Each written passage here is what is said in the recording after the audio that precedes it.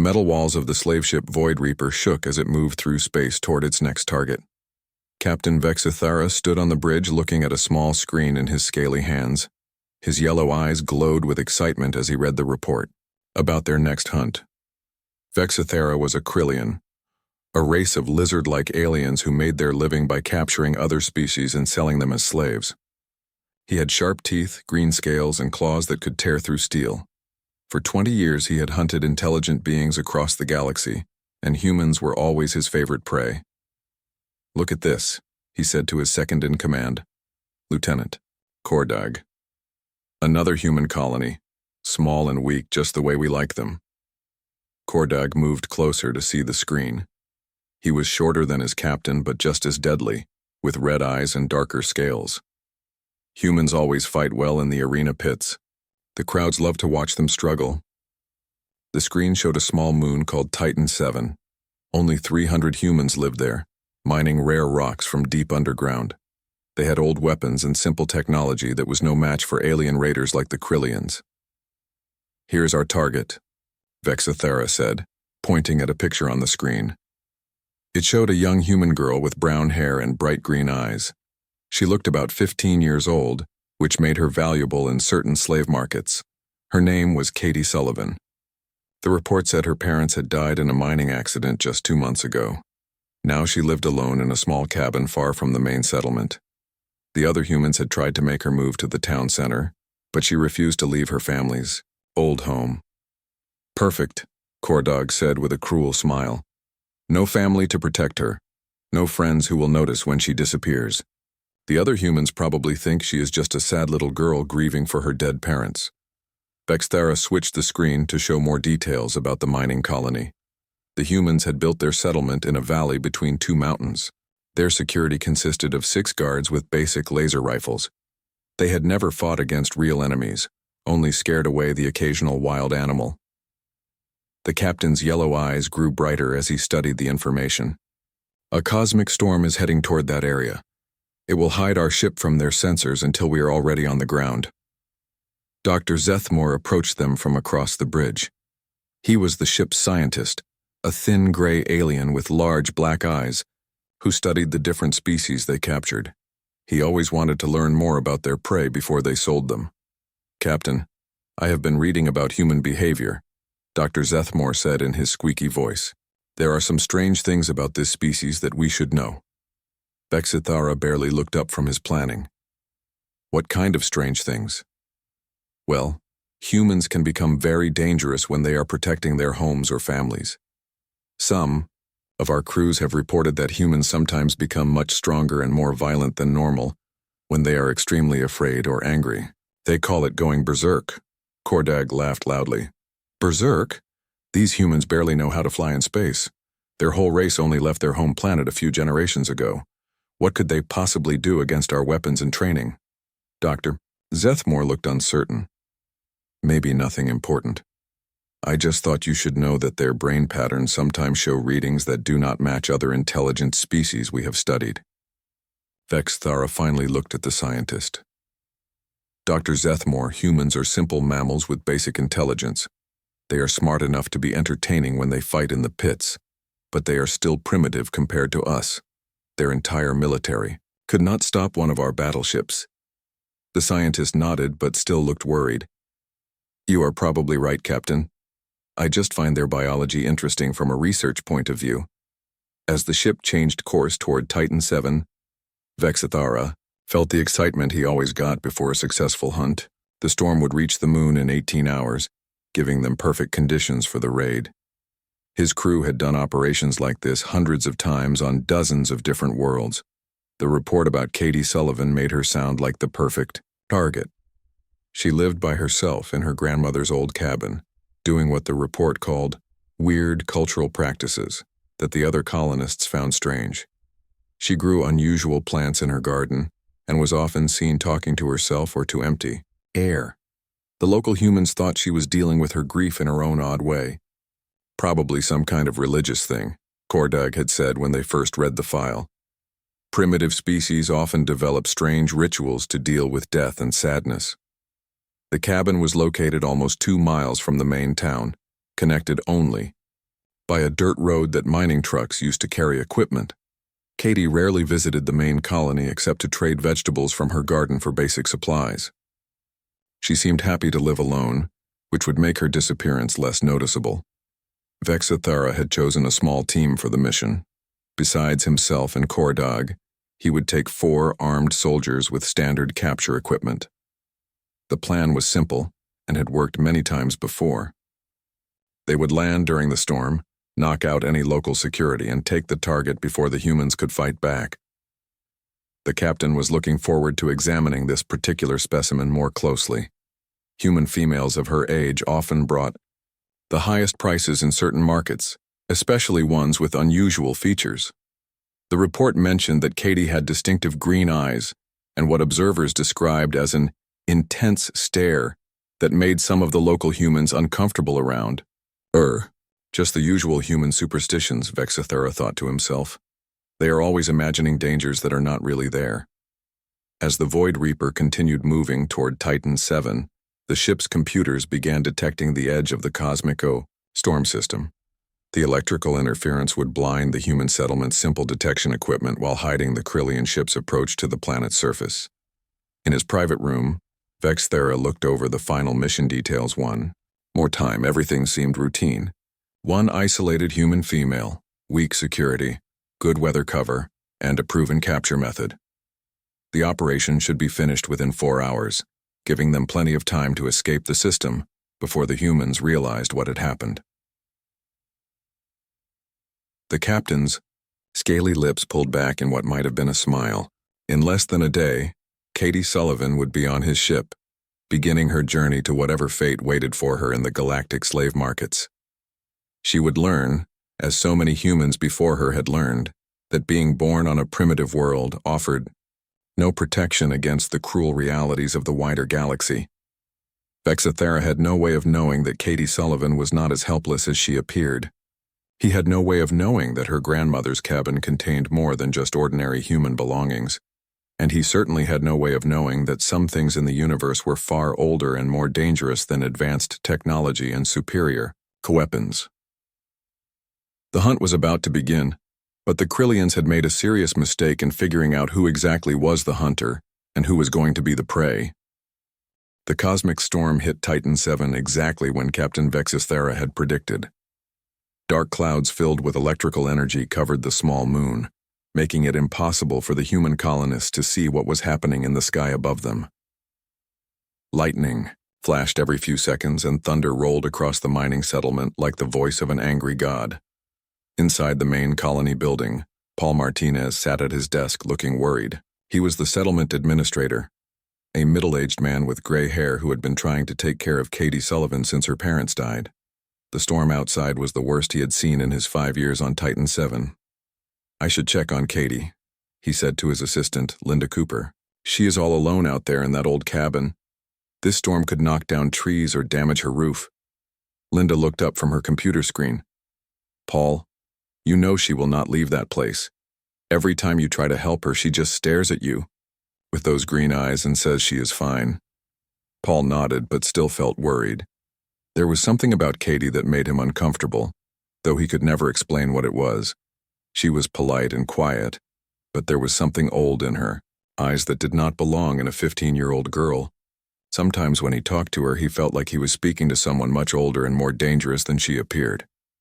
"Maybe after the storm passes," he said finally. What Paul did not know was that the storm was not natural.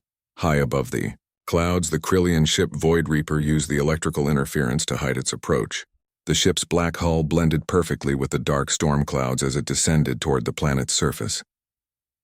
In the ship's cargo bay, Lieutenant Kordog checked his equipment one final time. He wore heavy armor and carried a plasma rifle that could cut through steel. 4 other Krillian soldiers stood beside him, all armed and ready for the mission. They had done raids like this so many times that it felt routine. "Remember," Kordog said to his team, "we want the girl alive and undamaged. She is worth much more if she is in perfect condition. Kill anyone who tries to stop us, but be careful not to hurt the target." The soldiers nodded. They were professionals who understood the value of their cargo. A healthy young human female, would bring a high price in the slave markets, especially one with unusual features like Katie's bright green eyes. Captain Vexithara watched from the bridge as his ship landed in a clearing about half a mile from Katie's cabin. The storm was so loud that the humans would never hear their engines. Their primitive sensors were completely blind in the electrical interference. Team deployed, Kordog reported through his communication device. Moving to target location, now. The Krillian soldiers moved through the forest like deadly shadows. Their night vision allowed them to see perfectly in the darkness, and their armor protected them from the rain and wind. They had studied the layout of Katie's property and knew exactly where to find her. Katie's cabin sat in a small clearing, surrounded by tall trees. It was an old building made of wood and stone with a garden in front that grew strange plants Paul Martinez had never seen before. Smoke rose from the chimney, showing that someone was inside. The cabin looked peaceful and harmless, but something about it made the Krillian soldiers feel uneasy. The plants in the garden seemed to move even when there was no wind. The shadows around the building were deeper and darker than they should be. Even the rain seemed to fall differently here, making patterns that looked almost like writing. Just human superstition nonsense, Kordog whispered to himself, but his voice did not sound as confident as usual. Inside the cabin, Katie Sullivan sat by her fireplace reading an old book. She was a small girl with brown hair and the green eyes that made people uncomfortable. She wore a simple dress and looked like any other human teenager, but there was something in the way she held herself that suggested hidden strength. The book in her hands was very old, written in a language that most humans had forgotten. The pages were yellow with age, and the words seemed to move and change in the flickering firelight. Katie read quietly, her lips moving as she spoke words that had been old when Earth was young. Suddenly she stopped reading and looked up. Her green eyes seemed to glow in the darkness as she stared at the front door. She had heard something that the storm should have covered, something that normal human ears would never detect. "They are here," she said softly to the empty room. But the room was not really empty. Shadows moved in the corners and the air grew cold despite the warm fire. Outside, the Krillian soldiers surrounded the cabin. They moved with military precision, cutting off all escape routes before beginning their assault. Kordog approached the front door while his men covered the windows and back entrance. The lieutenant raised his armored fist and pounded on the wooden door. "Open up," he shouted in the human language. "We know you are in there." For a moment, there was no response. Then the door slowly opened and Katie Sullivan stood in the doorway looking small and frightened. She wore the same simple dress and her green eyes were wide with what appeared to be terror. "Please," she said in a small voice, "do not hurt me. I'm just a girl. I have done nothing wrong." Kordog felt a moment of satisfaction. This was exactly what he had expected. A scared human child who would be easy to capture and transport. He stepped forward with restraints designed to hold even the strongest prisoners. "You are coming with us," he said. "Do not resist, and you will not be harmed." Katie nodded and held out her hands as if surrendering.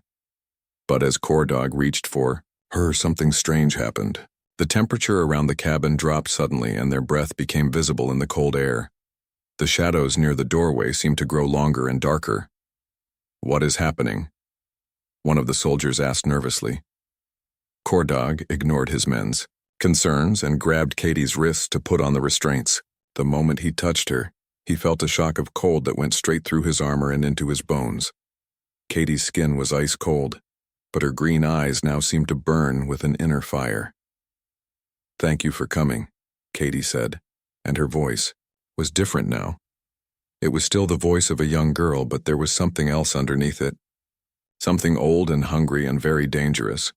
The restraints clicked into place around Katie's wrists, but she did not seem bothered by them. If anything, she looked amused. She spoke again, but this time, the words were in a language that none of the Krillians had ever heard. The sounds seemed to crawl through the air like living things. "What is she saying?" a soldier asked. "It does not matter," Kordog replied, but his voice shook slightly. "Just primitive human nonsense. Get her to the ship." As they led Katie away from the cabin, strange things began to happen. The plants in her garden rustled and whispered as if they were alive. The shadows followed them as they walked, moving independently of any light source. Behind them, the cabin's windows glowed with a soft green light that had nothing to do with the fire inside. Katie walked quietly between her captors, but she did not look like a prisoner. She looked like someone who was exactly where she wanted to be. Her green eyes reflected the lightning flashes, and sometimes when the thunder rolled, it sounded almost like laughter. The Krillian soldiers began to feel afraid, though they could not explain why. They were armed professionals who had conquered dozens of worlds, but something about this small human girl made their scales crawl with unease. As they reached their ship, Kordog felt relieved to be leaving the strange cabin behind. But he did not realize that by taking Katie Sullivan aboard their vessel, they had not escaped the danger. They had brought it with them. The Void Reaper lifted off from Titan 7 as the cosmic storm began to fade. Captain Vexithera felt satisfied as he watched the small moon disappear behind them. The mission had gone exactly as planned. They had captured the human girl without any real resistance, and now they were heading back to deep space where they could examine their prize properly. The target is secured in holding cell 7, Lieutenant Kordog reported as he entered the bridge. He had removed his armor, but his scales still looked pale from the cold he had felt during the capture. She has not spoken since we brought her aboard. Vexithara nodded. Good. Dr. Zethmore wants to examine her before we reach the trading station. Human females of her age are valuable, but we need to make sure she is healthy and undamaged. What the captain did not know was that things were already going wrong aboard his ship. In the engine room, Chief Engineer Reltek was staring at his control panels with confusion. The ship's temperature controls were malfunctioning, creating random cold spots throughout the vessel. Some corridors were normal, while others felt like walking through an ice cave. This makes no sense, Reltek muttered to himself. All the heating systems are working perfectly, but the temperature keeps dropping in different sections. In the ship's kitchen, Cook Velnath was having his own problems. The food storage units were freezing solid, even though their temperature gauges showed normal readings. When he tried to prepare the evening meal, frost formed on the walls and his breath became visible in the cold air. Engineering, he called through the communication system. Something is wrong with the environmental controls. It is freezing in here, but Reltek was dealing with bigger problems. The ship's navigation computer had started giving strange readings. According to the instruments, they were still orbiting Titan 7, but he could see through the windows that they were clearly in deep space. Even worse, the computer kept switching between different languages, including some that were not in their database. In holding cell 7, Katie Sullivan sat quietly on the metal bench that served as a bed. The cell was designed to hold the most dangerous prisoners with energy barriers that could stop even large predators from escaping. But Katie did not seem interested in escape. She sat with her hands folded in her lap, still wearing the simple dress she had been captured in. The restraints around her wrists had been replaced with electronic shackles that would deliver painful shocks if she tried to remove them. But Katie showed no interest in the shackles. Instead, she was speaking softly in the same strange language she had used at her cabin. The words seemed to hang in the air longer than they should have. Sometimes the shadows in the cell moved when she spoke, creating shapes that looked almost like people. The temperature in the corridor outside her cell had dropped so low that ice was forming on the walls. Dr. Zethmore arrived at the holding area, carrying his medical scanner and sample collection kit. He was eager to examine this human specimen more closely. The previous captures had shown interesting biological variations, and he wanted to understand what made humans different from other species. "How is our prisoner?" he asked the guard stationed outside the cell. The guard, a young Krillian named Sektar, looked nervous. "She has been very quiet, Doctor. But strange things have been happening since she arrived. The lights keep flickering, and I keep hearing whispers in the walls." Dr. Zethmore frowned. "Whispers? That is impossible. This section of the ship is completely sealed." "I know it sounds crazy," Sektar replied, "but I swear I can hear voices speaking in languages I do not recognize. And look at this." He pointed to the ice crystals forming on the metal walls. This corridor was warm an hour ago. The doctor activated his scanner and pointed it at the holding cell. The readings he got made no sense. According to his instruments, Katie's body temperature was several degrees below what should be possible for a living human. Her brain activity showed patterns he had never seen before, with neural impulses that seemed to follow no known biological rules. "Fascinating," he whispered. Inside the cell, Katie looked up and smiled at Dr. Zethmore. Her green eyes seemed to glow in the dim light, and when she spoke, her voice carried clearly through the energy barrier. "Hello, Doctor," she said politely. "I have been waiting for you." Dr. Zethmore felt a chill that had nothing to do with the cold air. "How did you know I was a doctor? And how can you speak through the barrier? It is supposed to block all sound." Katie tilted her head as if thinking about the question. "I know many things. For example, I know that your ship is having problems with its temperature controls. I know that your navigation system is confused about where you are. And I know that 3 of your crew members are about to have very bad accidents." Before Dr. Zethmore could respond, an alarm began blaring throughout the ship. Emergency lights flashed red as Captain Vexithara's voice came through the communication system. "All hands to emergency stations. We have multiple system failures throughout the ship." The doctor looked back at Katie, who was still smiling. "How could you possibly know about system failures? You have been in this cell since we brought you aboard." "Have I?" Katie asked. "Are you sure about that?" As if to prove her point, the lights in the corridor suddenly went out. In the darkness, Dr. Zethmore could hear footsteps echoing through the halls, even though he knew that all the crew members were at their assigned stations. The footsteps sounded small and light, like those of a young girl walking barefoot on metal floors. When the emergency lighting came back on, Katie was still sitting in her cell exactly where she had been before. But now there were wet footprints in the corridor outside, leading from the cell door to the main hallway. The footprints were small and human-shaped, and they seemed to glow with a faint green light. Dr. Zethmore stared at the footprints in horror. "That is impossible. The cell is sealed. You cannot leave without triggering dozens of alarms." Katie stood up and walked to the energy barrier. She placed her hand against it, and instead of being shocked or repelled, the barrier flickered and dimmed. Frost began forming on the energy emitters that powered the prison system. "Doctor," she said in a voice that was still polite but now carried an undertone of something much older and more dangerous, "you do not understand what you have captured. Your people hunt across the galaxy, taking prisoners from worlds you think are weak and helpless. But sometimes you take someone who has been waiting for you to come." The temperature in the corridor dropped even further. Dr. Zethmore's breath formed clouds in the freezing air, and ice crystals began growing on his medical equipment. In the distance, he could hear screaming coming from other parts of the ship. "What are you?" he whispered. Katie smiled, and for just a moment, Dr. Zethmore thought he saw something else looking back at him through her green eyes. Something ancient and hungry that had been waiting in the darkness for prey to come within reach. "I am my grandmother's granddaughter," Katie said simply. "And my grandmother taught me that when something hunts you, the best defense is to make sure you are the more dangerous predator."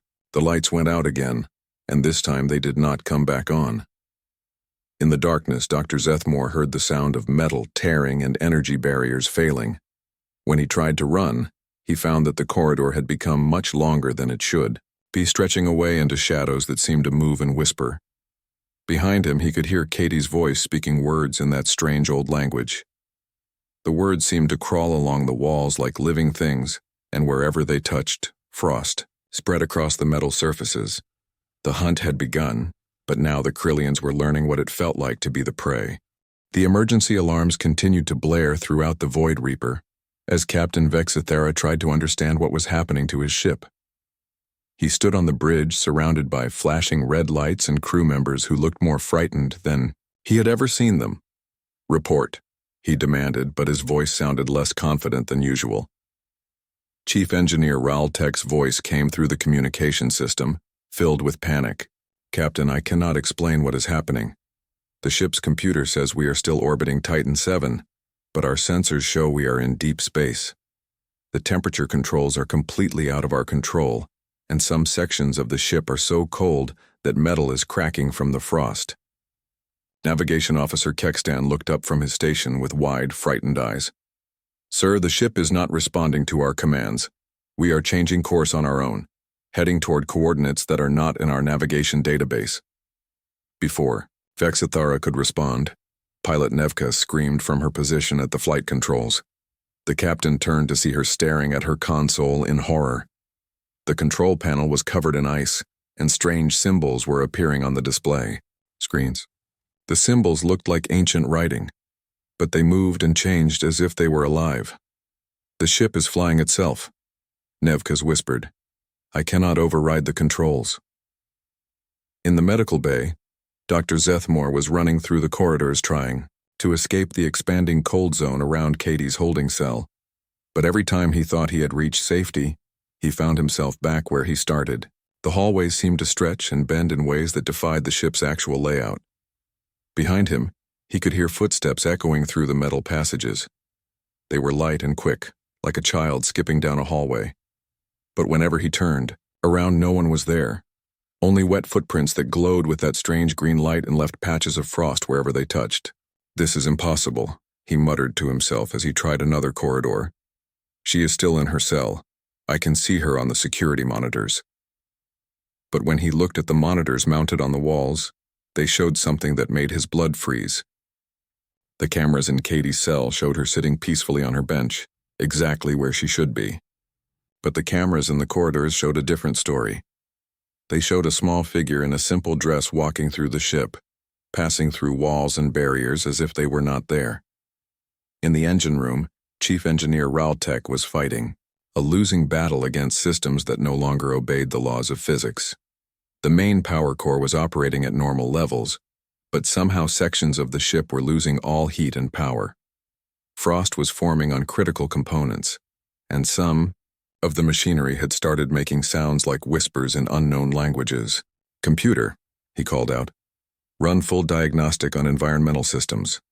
The ship's computer responded, but the voice was wrong. Instead of the normal mechanical tone, it spoke in the voice of a young human girl.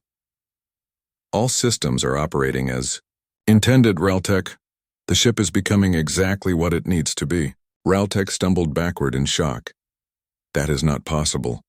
Computer voices cannot change on their own." "Many things are possible when you carry the right bloodline," the computer replied in Katie's voice. "My grandmother taught me that technology is just another tool, like herbs and fire and old words spoken in the dark."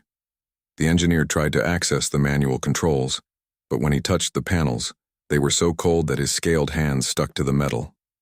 Ice began spreading up his arms, and he realized with growing horror that he could not pull away. In the crew quarters, Cook Velnath had locked himself in his room after finding his kitchen filled with impossible things. The food storage units had burst open, spilling their contents across the floor. But instead of normal provisions, strange plants had grown from the spilled food. Plants with twisted stems and leaves that seemed to watch him with tiny green eyes. He had tried to call for help, but the communication system only played the sound of wind through trees and distant laughter. When he looked out his small window instead of stars, he saw a dark forest stretching away into shadows that moved without any source of light. "This is not real," he told himself. "We are in space. There cannot be forests outside the ship." But when he looked again, the forest was still there. And now he could see a small cabin among the trees with smoke rising from its chimney and strange lights glowing in its windows. Back on the bridge, Captain Vexithara was trying to maintain control of a situation that made no sense. Half his crew was not responding to communication calls, and the other half was reporting impossible things happening throughout the ship. "Sir," Communications Officer Bextel called out, "I am receiving a message from the human colony on Titan 7. "That is impossible," Vexithara replied. "We are hours away from that system." But when the message played, they could hear Paul Martinez's worried voice clearly. "Katie, are you there? The storm has passed, and I want to make sure you are all right. Your cabin looks normal from here, but something feels different. Katie, please respond." Vexithara stared at the communication console. "How are we receiving local planetary communications from a system we left hours ago?" Before anyone could answer. The bridge lights dimmed and the temperature began to drop. Frost formed on the windows and control panels as the crew's breath became visible in the cold air. Then, impossibly, Katie Sullivan walked onto the bridge. She was not wearing the electronic shackles anymore. Her simple dress was clean and dry, as if she had just stepped out of her grandmother's cabin instead of walking through the metal corridors of a starship. Her green eyes seemed to glow with their own light as she looked around at the frightened Krillians. "Hello, Captain," she said politely. "I thought I should introduce myself properly. My name is Katie Sullivan, and I am the granddaughter of Elena Sullivan, who was the granddaughter of someone much older and more dangerous than your people have ever imagined." Vexithara reached for his weapon, but his hand moved slowly as if the cold air had turned thick as honey. "How did you escape from your cell? How are you here?" Katie smiled, and in that smile was something that had learned to hunt across centuries of dark nights and winter storms. "I never left my cell, Captain. But that does not mean I cannot be here as well. Space and time work differently when you carry the old blood and know the old ways." She walked closer to the captain's chair, and with each step, the temperature dropped further. Ice began forming on the walls and ceiling, and the crew members found they could barely move in the freezing air. "You made a mistake when you decided to hunt humans," Katie continued. "You thought we were weak because we are young as a species, but you forgot that young species often carry old things inside them. Old hungers, old knowledge, old debts that need to be paid." The ship's lights flickered and died, leaving only the green glow from Katie's eyes to illuminate the bridge. In that strange light, the Krillians could see that the metal walls around them were changing, becoming rough wood and stone like the walls of an ancient cabin. "Welcome to my grandmother's house," Katie said, and her voice now carried the weight of winter winds and ancient forests. "I hope you enjoy your stay." Outside the windows, instead of stars, the crew could see tall trees swaying in a wind that should not exist in space. And among those trees, other lights were beginning to glow, as older, hungrier things awakened to hunt. The bridge of the Void Reaper had become something that should not exist in space. Where once there had been metal walls and computer screens, now rough wooden beams stretched toward a ceiling made of old stone. The air smelled of pine trees and wood smoke instead of recycled atmosphere. Through the windows, instead of stars, a dark forest stretched away into shadows that moved with their own life. Captain Vexithara tried to move from his chair, but his body felt heavy and slow, as if the cold air had turned his blood to ice. Around him, his crew stood frozen in place, their eyes wide with terror as they stared at the impossible transformation of their ship. Katie Sullivan stood in the center of what had once been the bridge, but she looked different now. She was still a 15-year-old human girl in a simple dress, but there was something ancient in her green eyes, something that had learned to hunt when the galaxy was young and humans were still telling stories around fires to keep the darkness away. "You are wondering how this is possible," Katie said, her voice carrying easily through the cold air. "You are thinking that your technology should protect you from primitive human magic, but you do not understand what magic really is." She walked closer to Captain Vexithara, and with each step, frost spread across the wooden floor beneath her feet. Magic is not about breaking the laws of physics. It is about remembering laws that are older than physics, laws that existed before your people learned to fly between stars. The captain tried to speak, but only a hoarse whisper came out. "What do you want from us?" Katie tilted her head as if considering the question. "I want you to understand something important. When you hunt other species across the galaxy, you assume you are the predators and they are the prey. But sometimes the prey has been waiting for the predator to come close enough." She turned to face the rest of the bridge crew, and her green eyes seemed to glow brighter in the dim light. "My grandmother Elena taught me many things before she died. She told me stories about our family that went back hundreds of years. Stories about my great-great-grandmother, who was known by many names but was most famous as Baba Yaga. The name meant nothing to the Krillians, but when Katie spoke it, the temperature dropped even further. Ice began forming on their scales, and they could hear whispers in the walls speaking in languages that predated their civilization. "Baba Yaga was a hunter," Katie continued. But she did not hunt animals or weak creatures. She hunted things that thought they were safe because they were powerful, things that believed their strength made them untouchable. She taught her children and grandchildren that the best way to survive in a dangerous universe is to become the most dangerous thing in it. Dr. Zethmore finally managed to speak through his frozen lips. But that is just a human story, just primitive folklore from your home planet. Katie smiled, and in that smile was something that had devoured kings and monsters for centuries. Doctor, your people have studied many species across the galaxy. You know about their technology, their biology, their military capabilities, but you never study their stories. You think stories are just entertainment, things that primitive cultures use to explain what they do not understand. She walked over to one of the wooden walls and placed her hand against it. Where she touched, symbols appeared in the wood, glowing with green fire. The symbols were old beyond measure, carved into trees when Earth was young and humans first learned that some things in the darkness could be bargained with. But stories are not just entertainment, Katie said. Stories are instructions. They are warnings. They are contracts written in blood and passed down through generations. When humans spread across the galaxy, we did not leave our stories behind. We carried them with us and they carried us. Lieutenant Kordog tried to reach for his weapon, but his arm would not obey him. This is impossible. Humans are a young species. You barely have spaceflight technology. That is where you made your mistake, Katie replied. You looked at our technology and decided we were primitive. But technology is not the only kind of power. My family has been accumulating power for centuries, learning from every predator that ever hunted us, taking their strength and making it our own. The ship shuddered around them, and through the windows the forest outside began to change. The trees grew taller and more twisted, and lights appeared among them. But these were not normal lights.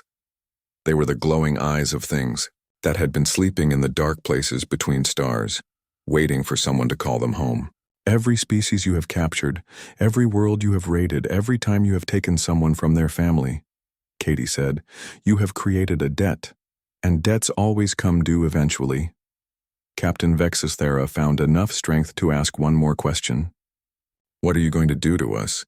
Katie looked at him with something that might have been pity. I am going to teach your people the same lesson my grandmother taught everyone who tried to hunt our family. I am going to show the galaxy that humans are not prey. She raised her hand, and the wooden walls around them began to glow with green light. The ship's computer systems, what remained of them, began broadcasting a message across all communication frequencies. The message went out in every known language, carried by signals that traveled faster than light and reached every corner of the galaxy.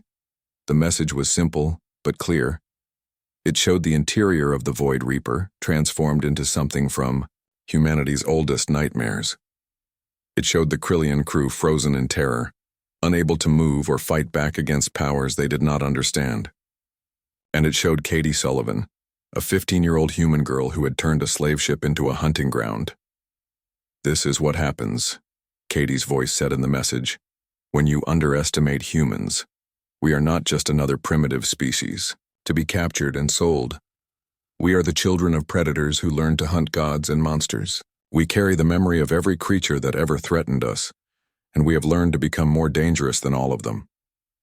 The message continued broadcasting as the ship drifted through space, no longer under Krillian control.